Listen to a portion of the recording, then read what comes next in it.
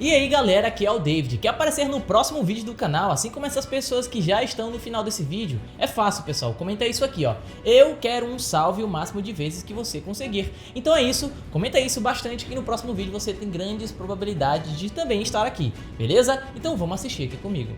Elas fazem parte das maravilhas mais incríveis da natureza. São rochas enormes, mas delicadamente equilibradas, dando aí a impressão de que podem cair a qualquer momento. E no vídeo de hoje você vai conhecer um pouco mais sobre este assunto.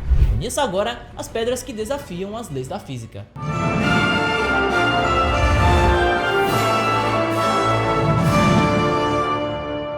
Bola de Krishna. Bom, a bola de manteiga de Krishna, como é mais conhecida, é uma enorme rocha localizada na cidade histórica de Mahabalipuram, distrito de Kashyappuram, a aproximadamente aí a 60 km de Chennai, cidade muito famosa aí pelos seus escultores de madeira, no estado indiano de Tamil Nadu.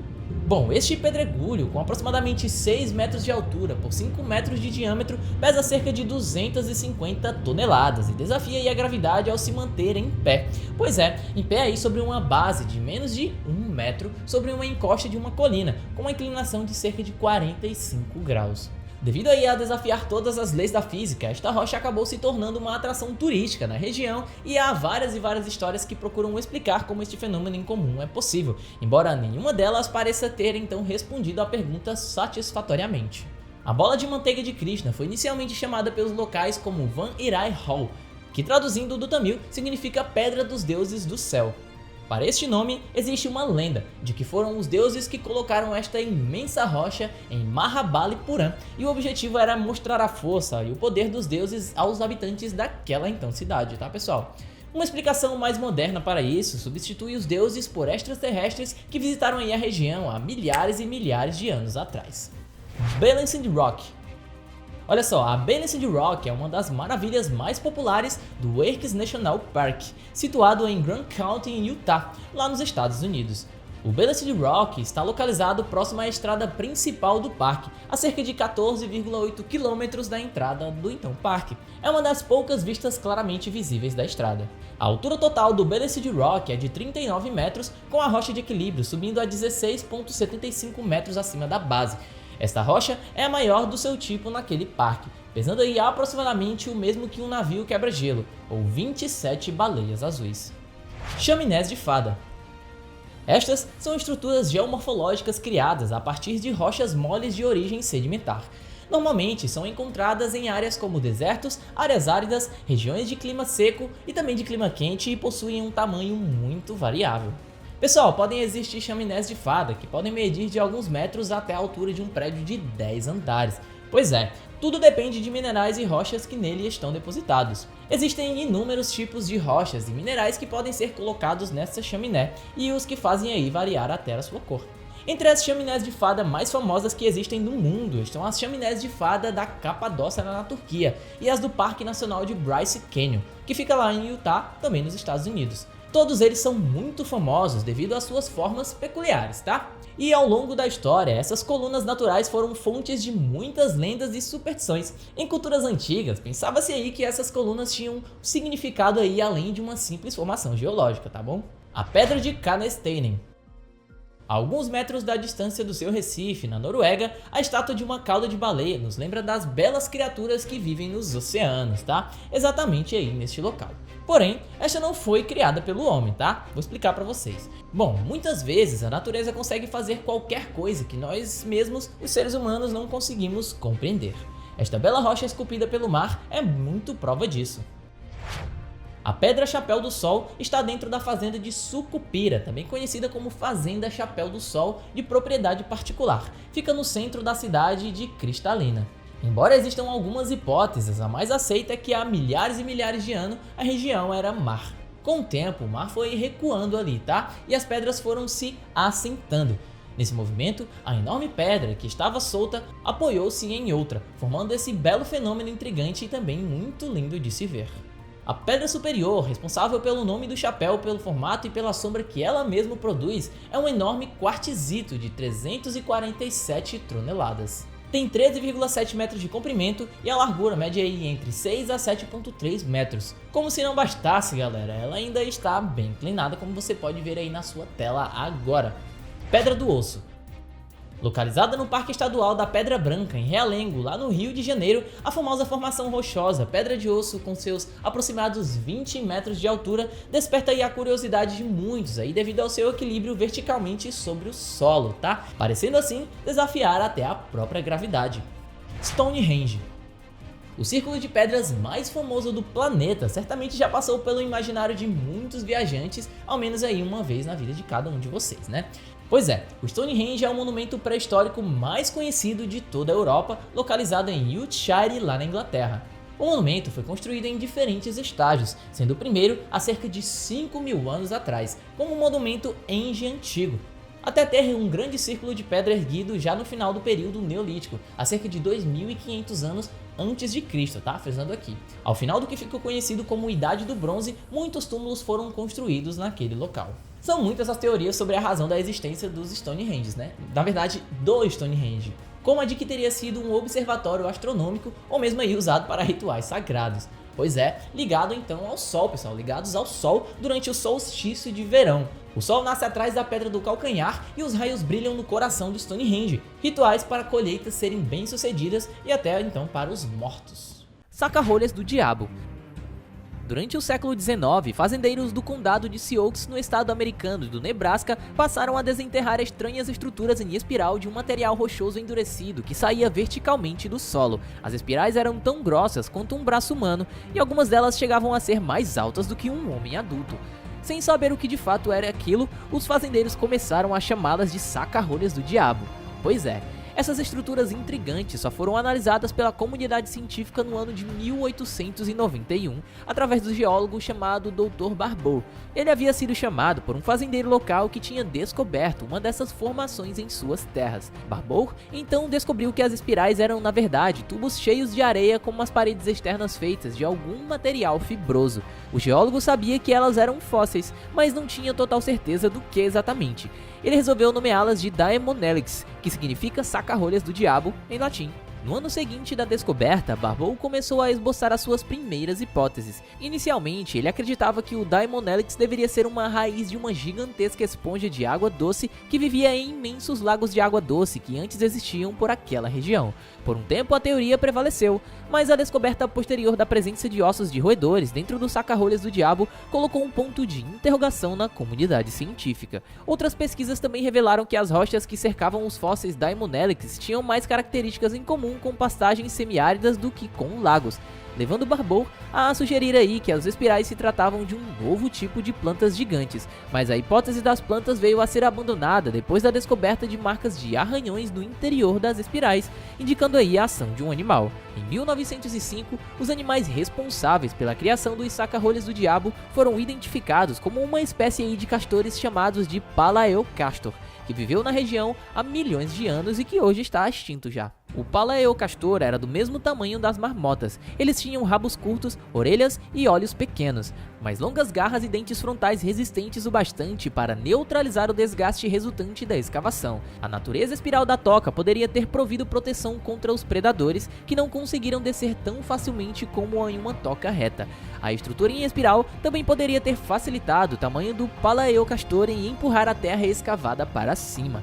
Acredita-se que os palaeocastores morreram durante a era geológica do Oligoceno, quando o ecossistema do planeta mudou de um clima úmido para um mundo tropical mais seco e dominado por pastagens. Todos os fósseis encontrados na região estão expostos no Museu de História Natural do estado de Nebraska e podem ser vistos pelo público, tá?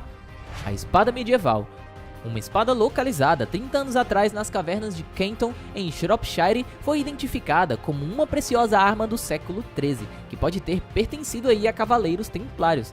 No final dos anos 80, o morador Mark Lawton encontrou a lâmina enferrujada em câmaras subterrâneas, mantendo-a na janela da sua casa. Somente após enviar o objeto para ser avaliado por leiloeiros locais, Lawton descobriu suas verdadeiras origens. Até então, o morador tinha mostrado a descoberta apenas aos seus alunos, e eu estava ensinando em uma escola residencial na época e levei a espada para mostrar aos meninos. Nunca fiz nada com ela, declarou o próprio. Caroline Dennard, especialista em militaria do House Fine Art em Shrewsbury, certificou que a espada era da Idade Média e provavelmente, pessoal, foi utilizada por um cavaleiro, uma das únicas pessoas autorizadas pelo rei a portar armas. Este certamente é um objeto raro que tem todas as características de uma verdadeira espada do século XIII, afirmou ela. Por ter sido descoberta nas misteriosas cavernas de Kenton em Shinfal, a espada pode ter sido usada por um templário. Dennard acrescentou que um cabo do objeto foi deliberadamente projetado com uma cruzeta reta perpendicular à lâmina, criando assim uma cruz. Isso serviria como um lembrete ao cavaleiro das tarefas que ele jurara cumprir. Princesa Ciclope. Arqueólogos iranianos encontraram um crânio de uma mulher que morreu há 5.000 anos, e como se isso já não fosse surpreendente, foi contestado que a mulher seria na verdade uma ciclope. Pois é, a mulher foi encontrada enterrada em uma sepultura juntamente com um olho artificial, que mesmo com o passar dos anos permaneceu ainda fixo. Provavelmente, galera, a mulher tinha entre 25 e 30 anos quando faleceu. Não ficou claro como ela perdeu seu verdadeiro olho. O fato dela ser a única mulher na história encontrada com uma prótese artificial dificulta bastante o entendimento sobre o assunto, mas os arqueólogos acreditam ser uma mulher da elite, rica e membro de alguma família real. Os arqueólogos também encontraram colares ornamentais, um espelho de bronze e outros artefatos de luxo dentro da sua tumba. A equipe de arqueologia estimou a idade do olho entre 2900 e 2800 a.C. Esse olho artificial deve ter sido encontrado como a primeira prótese ocular na história médica. A princípio, parece que projetar o olho estava associado a aspectos estéticos. O pão de 14.000 anos. Não há alimento cuja história esteja tão arraigada às sociedades humanas quanto o próprio pão. Trata-se de um alimento muito simples, já que pode consistir só de farinha e água, mas também é bem complexo, afinal são impressionantes as reações biológicas de uma massa de farinha úmida. Acima de tudo, porém, pessoal, o pão é universal e ao mesmo tempo único. Ele expressa a forma como determinada cultura interage com seu ambiente para produzir comida, diz o pesquisador Michael Linder, especialista em alimentação e pesquisador da Universidade Livre de Bolzano, no norte da Itália. Para entender as origens do pão, é preciso recuar bastante no tempo. Nossos ancestrais caçadores-coletores comiam gramíneas, por conta do sabor adocicado e porque aliviava aí o gosto do acre de carne. Por tentativa e erro, foram descobrindo que moer sementes e misturá-las com água facilitava a ingestão. Depois veio a prática de assar essa pasta, da mesma forma como já faziam com a carne. A predileção por um dos tipos de gramínea foi um ingrediente para que nossos antepassados deixassem de ser caçadores ou coletores para serem nômades. Até pouco tempo atrás, imaginava-se que a criação do pão e da agricultura tivesse acontecido ao mesmo tempo, há cerca de 11.000 anos no Oriente Médio. Mas tudo indica que o pão chegou antes das plantações. É o que mostra um estudo bem recente, publicado em julho de 2018 por arqueólogos da Universidade de Copenhague. Com base em escavações feitas na Jordânia, eles concluíram que há 14,4 mil anos atrás já se fazia na região um tipo de pão sem fermento. Pois é, pessoal, a partir de uma variedade selvagem de trigo. Ainda não era exatamente o pão, porque não havia fermentação, tá? Mas já chegava bem perto, e já existia pelo menos 3.000 anos antes dos primeiros sinais de agricultura. Bombas da Segunda Guerra Mundial. Um morador de Honiara, capital das Ilhas Salomão, cavava um buraco para uma fossa quando descobriu acidentalmente o local onde 101 bombas da Segunda Guerra Mundial estavam ali soterradas. Felizmente, o homem não pensou duas vezes e acionou as autoridades locais. De acordo com um tweet de Lachlan Strahan, alto comissário da Austrália naquela região, a munição altamente explosiva foi removida por policiais com a ajuda de um especialista na área. O noticiário neozelandês One News, no canal TVNZ, informou que os projéteis de 105mm eram amplamente utilizados pela artilharia das tropas dos Estados Unidos durante as ações militares no Pacífico. As Ilhas Salomão, por exemplo, serviram de palco para uma série de batalhas ferozes entre os norte-americanos e os japoneses durante o conflito mundial. A remoção das 101 bombas foi realizada no período de 2 dias. A equipe que esteve no local também examinou todo o perímetro sem que qualquer outra munição fosse localizada. Clifford Tunuki, oficial responsável pela operação, pediu aos habitantes de Honiara que acionassem imediatamente a polícia caso se deparassem aí com qualquer tipo de ocorrência. Naqsh e Rustan. Situada na província de Fars, lá no Irã, a pouco mais de 10 km das ruínas de Persépolis, o sítio consiste em uma antiga necrópole construída para abrigar as tumbas reais do Império Aquemênida. que floresceu entre os anos 500 e 330 a.C. até ser derrotado por Alexandre o Grande. Também conhecidas como cruzes persas, de acordo com Marx Cortese dos sites Atlas Obscura, os imensos túmulos foram construídos para guardar os corpos de Dário I, Xerxes I, Artaxerxes I e Dário II. Mas com exceção da tumba de Dário I, não foi possível identificar qual sepultura corresponde a qual monarca especificamente, uma vez que as inscrições gravadas na rocha não esclarecem quem foi colocado onde. Segundo Marx, nas bases das sepulturas é possível encontrar talhadas nas rochas imagens de importantes batalhas vencidas pelo Império Aquemênida, enquanto que sobre a entrada de cada uma das tumbas existem figuras reais sendo ungidas por criaturas divinas. Os impressionantes túmulos foram esculpidos em um paredão rochoso a uma altura significativa de sua base, e cada uma delas conta com uma abertura que leva à câmara principal, onde originalmente os sarcófagos contendo os restos mortais dos reis foram então colocados. No entanto, pessoal, ninguém sabe dizer ao certo como exatamente os corpos dos monarcas chegaram até as suas sepulturas. E tudo isso porque Naxi-Rustan é um monumento do zoroatrismo. Segundo a tradição funerária seguida por essa religião, os cadáveres primeiro deveriam ser deixados em uma torre do silêncio, construção em forma da torre situada nas montanhas onde os mortos eram então colocados para que fossem devorados por abutres.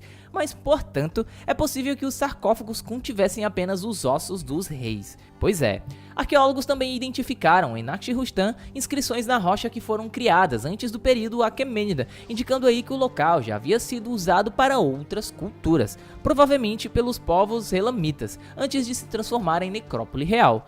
Então é isso, pessoal, esses foram os salves das pessoas que comentaram no vídeo, né? Então não esquece, se você quer aparecer aqui nessa parte do vídeo, comenta "eu quero um salve". A probabilidade de você estar aqui é muito alta. Então é isso, pessoal, esse foi o vídeo de hoje aqui do canal. Então se você gostou, já deixa o like aqui pra fortalecer. Se você é novo aqui, chegou agora aqui de paraquedas pelos recomendados aí do YouTube, algum amigo te passou, já se inscreve, deixa um comentário, deixa o like, beleza? Manda esse vídeo para algum amigo seu, sei lá, seu pai, sua mãe, tio, tia, cunhado, namorada, namorado, quem você achar interessante. Porque afinal de contas, conhecimento é para tudo e para todos. Então é isso, até o próximo vídeo aqui do canal Universo Curioso.